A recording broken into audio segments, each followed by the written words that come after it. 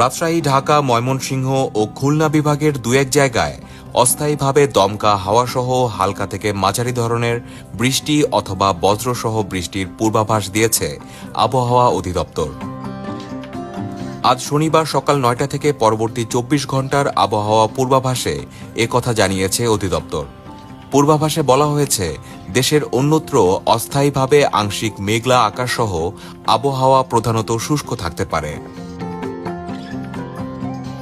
আবহাওয়াবিদ Tarikul Newaz the daily স্টারকে বলেন, দক্ষিণ পশ্চিম দিক থেকে আসা বাতাস এখন ভূপৃষ্ঠে কিছুটা আর্দ্রতা নিয়ে আসে, ফলে হালকা থেকে মাঝারি বৃষ্টিপাত হতে পারে।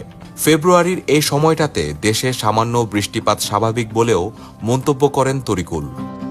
যদিও চলতি বছরের শুরুতেই বৃষ্টিপাতের এই প্রবণতা শুরু হয়েছে। এরই মধ্যে দেশের বিভিন্ন স্থানে বৃষ্টিপাত হয়েছে এবং গত কয়েকদিনের তাপমাত্রাও বেড়েছে বলে জানান তিনি।